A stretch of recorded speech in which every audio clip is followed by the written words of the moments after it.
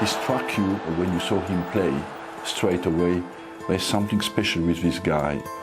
It takes a special talent to wake a club from its slumber. He's the greatest signing Arsenal's made and will ever make. Dennis Bergkamp became revered as the catalyst for change at one of English football's oldest clubs. It was almost like he was picking the ball up and putting it there with his hands. Such was the quality. A record breaker. He's a great player with great technique. A national icon. He is and was the best player that I played with. An artist. Whether he had to pass, whether he had to shoot, whether he had to, go backwards or square, he always seemed to pick the right decision. Simply put, one of the finest players of his generation. He was the beauty of the game.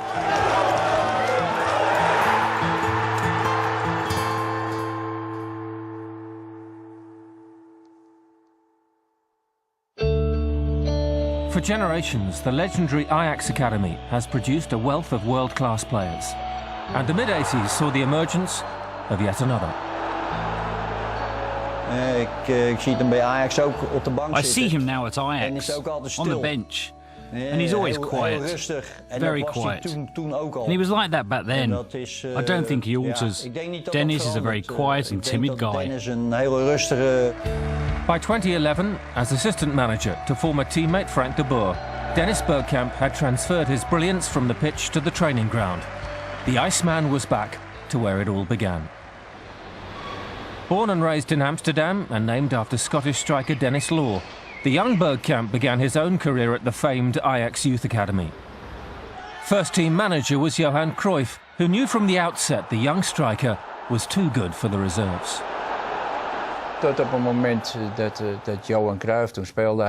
was a time when Bergkamp played for the second team, and at half-time during a game, Cruyff came in and said, Bergkamp needs to come off. And Bergkamp then went on to the first team the next day. And from then, he took so many steps, it's unbelievable. And he became one of the best players in the world. I remember he was top youth team, but one team below. But Cruyff said, I want him to play against Malmö, European game. And he came straight off school, from school, towards the European game as a right winger. He was only 17 then. We could see he was a good player. Bergkamp made his first team debut in 1986 and embodied the Ajax way, principles shaped by Cruyff and his all-conquering teammates in the 70s. First of all, creativity means that you need the ball. And the more you have the ball, the more possibilities you have to be creative. So our obsession always was get the ball as quick as possible. And if you lose it, get it back as quick as possible. So you got certain way to do so. And that's what we always try to achieve. Bergkamp enjoyed instant success, scoring regularly and becoming an established first-team player. In 1987, he appeared as a substitute as Ajax won the European Cup Winners' Cup, defeating Lokomotiv Leipzig 1-0 in Athens.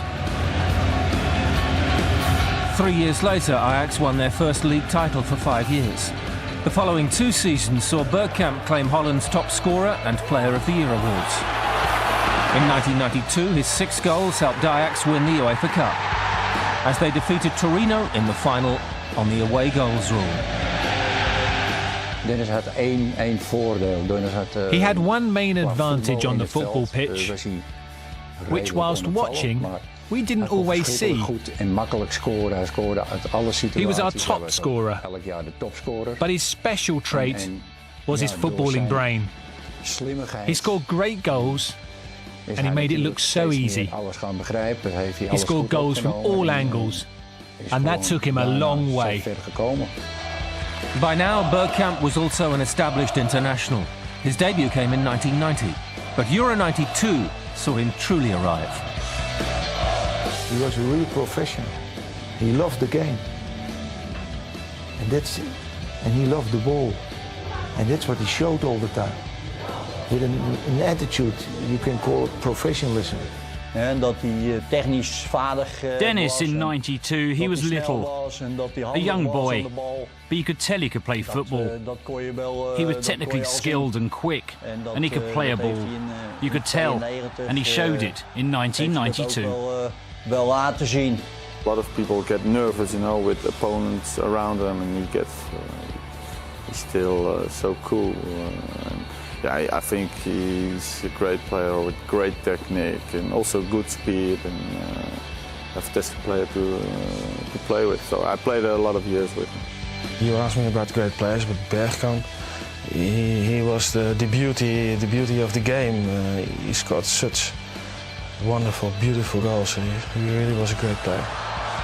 Bergkamp scored 3 times in Sweden en route to a semi-final defeat to Denmark.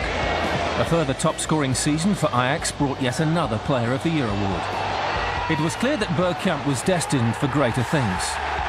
In 1993, in a move which included his Ajax teammate Wim Jonk, Bergkamp signed for Internazionale of Milan.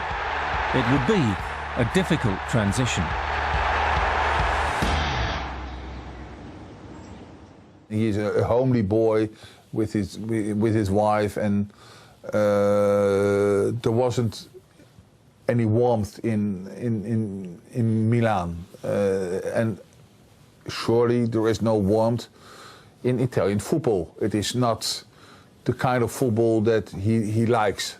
He was financial independent from that moment straight on, but it wasn't made a match in heaven.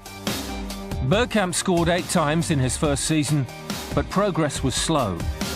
Inter's inconsistent team selection, opponents' resolute defence, and Italy's famed Catenaccio style all combined to stifle the flair of the Dutchman.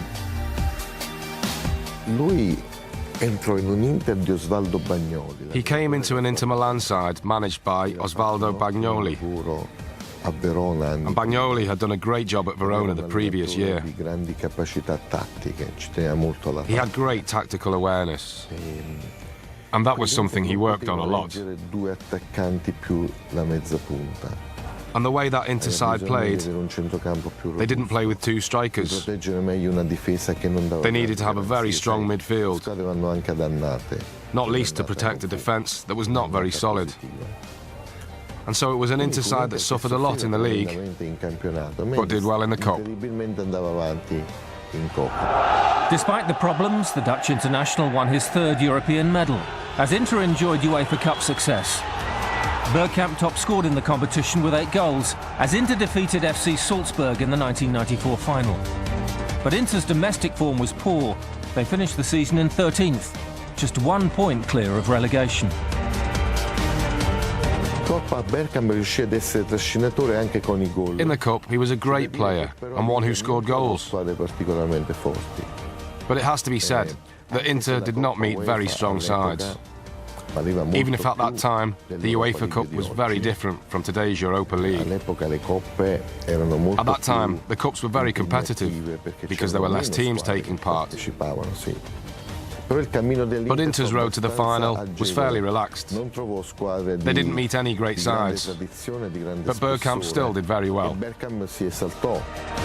Meanwhile, the Dutch national team qualified for the 1994 World Cup. Bergkamp scored 6 goals, including a sublime effort against England at Wembley. His problems in Italy were on hold, as he scored 3 times at USA 94 as the Netherlands reached the last 8, where they succumbed 3-2 to Brazil in one of the games of the tournament. Back in Milan, injury and fatigue, combined with apathy from supporters and a mutual disenchantment with the press. And when Massimo Moratti took charge and promised to invest heavily in the club, Bergkamp's Italian career was over. But the best was yet to come. Well, I played against Dennis in '92 at Wembley against Holland, and he scored an absolutely amazing goal that day, and I thought, he surely didn't mean that. That was a bit fluky. Did it come off his shin? And then when I got to work with Dennis and trained with him every day, I realised that, no, he meant every bit of it. Arsenal had paid a club record of just under €9 million. Manager Bruce Rioch had pulled off a real coup. Dennis Bergkamp was always a real big name. We was all really looking forward to it. As soon as they signed Dennis from Inter Milan under Bruce Rioch, he must take a lot of praise for that, because he was the man who brought Dennis in. We couldn't wait to see what sort of player he was. He had a flexibility, almost like a ballet dancer, the way that he could go off from foot to foot. His balance was amazing. And he had a simplicity of movement as well. If he wanted to receive the ball behind, he just a small movement towards the ball and he was away. He was a clever player, Dennis. He'd get into little areas where people can't pick him up. The midfielder couldn't because he was going backwards. The centre-half couldn't because he'd be drugged out of position as well. And he knew that, so he knew how to get into little areas, and we knew how to find him. It was very easy to find him, and he would come and speak to you as an individual and say, look, this is the first move isn't for you, it's for the defender. So it was very easy to form a relationship with him. Bergkamp initially struggled in England. He failed to score in his first 7 matches, but the run wouldn't last. His talent and desire were simply too strong. It was a technique which benefited one teammate more than any other. Ian Rice would become Arsenal's record goalscorer, thanks in no small part to the brilliance of Bergkamp. Everything about him is preparing for the next game. He's just so professional, and in respects of ability and technical ability and just like his dedication to his craft, he was just like to play with him. I really feel honoured to play with Dennis. He just created space for you. And once you make the move, the ball's there, and he scored great goals, and he's the greatest signing Arsenal's made and will ever make.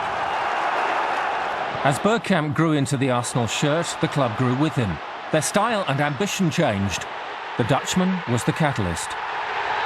The maestro, when he used to come out for training, we used to go, the Messiah, he's going to save us, he's going to save us. And to be honest, I shared rooms with him for 2 years, I think, until Mark Overmars came, and then I just let the Dutch fellas go together. But he's just a football machine. You know what I mean? He eats, sleeps and drinks football. When he first started, he came from Inter Milan, he did the same. He pushed the club on another level. Yes, there was other players playing in the side, from the goalkeeper to the front. It was a great side when he joined. Bergkamp scored 11 goals in 33 appearances, helping them to a 5th place finish and a UEFA Cup place by scoring the winner against Bolton Wanderers on the season's final day. 1996 also saw the club take a further leap as Frenchman Arsène Wenger replaced Bruce Rioch. And so began Arsenal's most successful ever period. When he first came into the club, no one really knew who he was. David Dean was the man who brought him in from Grand Passat, and he sat us down and said, this manager will take the club forward. And it was going a little bit backwards, there's no doubt in that, so we needed a change of philosophy, if you like. And from day one, he was fantastic. With a strong work ethic in place at Highbury, Wenger's new ideas added to the armoury, and the new manager already had his talisman. I think Dennis was ahead of us, with everything he did in his life and the way that he played his football. That wouldn't be the first time Dennis has been ahead of everybody. He wouldn't really eat at the training ground. He had to have certain food that he ate. Of course, all of that was in place when Arsène Wenger eventually came in. Passes that were available for him, the players making the movement, Arsène Wenger put all that into place. It must have been a joy for Wenger to have somebody of that quality, because that was what we were going to aspire to. He had an exceptional technical quality, great vision and great skill, very skillful to finish. But as well, he added something to his game that was elegance, class, and he struck you when you saw him play straight away. There's something special with this guy, and even today all the former players who played with him said he is the player, the player that remains in your brain, that the player who remains in your head, because he had something special. With Bergkamp the fulcrum, all the elements were now in place. Supporters were seeing a new Arsenal that combined flair and power, which was setting the standard for the modern elite. It was the season which saw Bergkamp make an indelible mark on English football. The 97-98 season, he was amazing. I think the hat-trick he scored against Leicester at Filbert Street was was brilliant. He had that in his locker. We could see that every day in training, that he could do stuff like that. And one thing about Dennis Bergkamp, his motivation and his will to win was brilliant. They give you hope and belief. You've got to have these match winners. They put fear into the other team and they energise their own players, and Dennis did that for us. When I played, sometimes you're running down a blind alley, you knew you could pass it in there, not even looking. And Dennis Bergkamp would read your mind as well and say, he can only pass it in there, I'm going to have to drop off my defender and make sure I'm there for the ball. And so he had such a great understanding, not just for himself, but for the other players around him, and that makes you a special player. Wenger's Arsenal went on to scale new heights, with Bergkamp the leading man, around whom Wenger worked.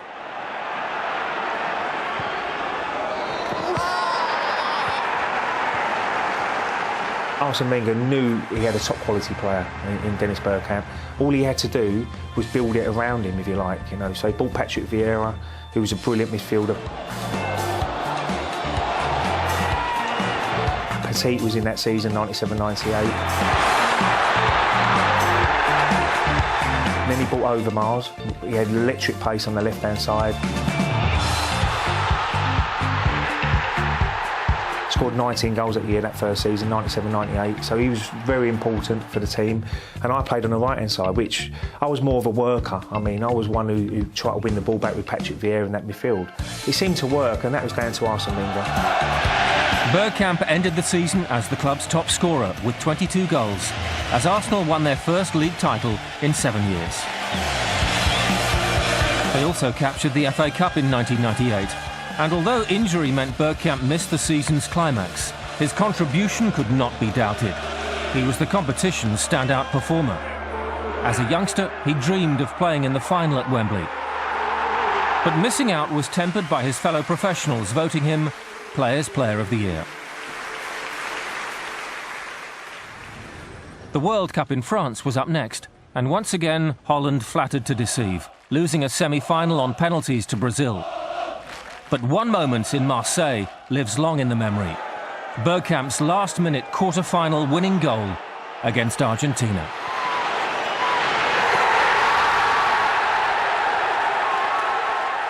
A lot of people say, yeah, it was great. And of course it was great. It was a great moment. It was quarter-finals in the World Championship '98. The pass of the Boer, 30, 40 meters, the way he controlled the pass. Okay, the pass is okay, but still, then it's Dennis' turn, and yeah, and then you can see, you know, he's got such a smooth technique. The second, the turn, and the third, in just one movement, you know, that's magical. Domestically, Arsenal faltered the following season, but in 1999, a young Frenchman arrived at the club who would go on to break Ian Wright's Arsenal goal-scoring record, aided by the wisdom and vision of Dennis Bergkamp. For me, he is and was the best player that I played with. Yes, Dennis Bergkamp. It's crazy. The guy was always giving 100% in training, playing hard. You know, his understanding of the game. He was always doing what the game was asking him to do. You know, and that's something really difficult in the game to do. The way we played, of course, was linked, was going through the middle through him. And he's the guy who brought Overmars Henry alive.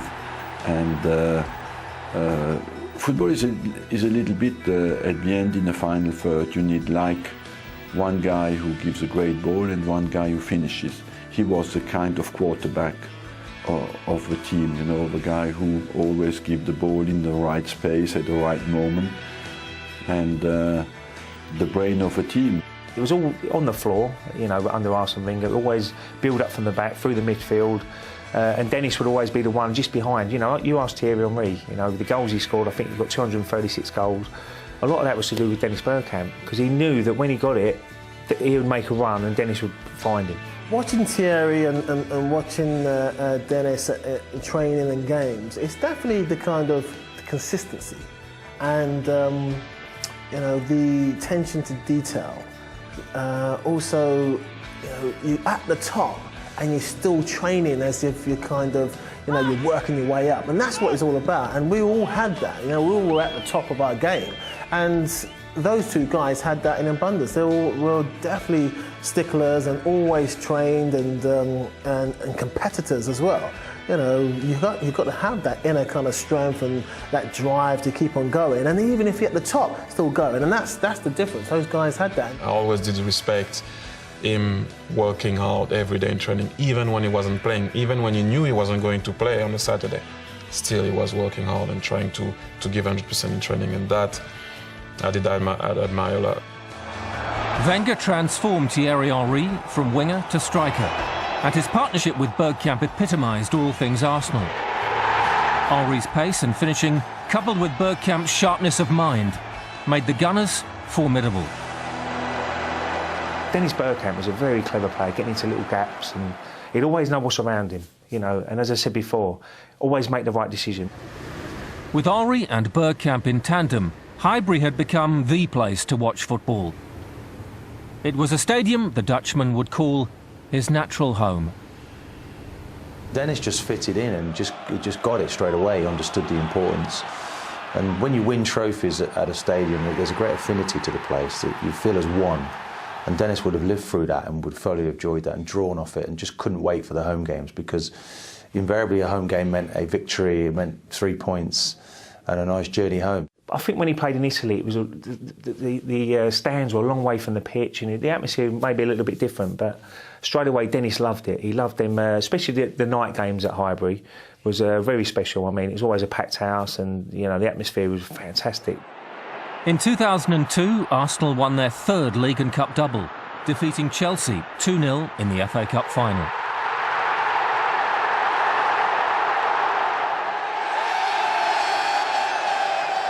In 2003, this strike against Oxford saw Dennis reach another personal milestone as he scored his 100th goal for the club.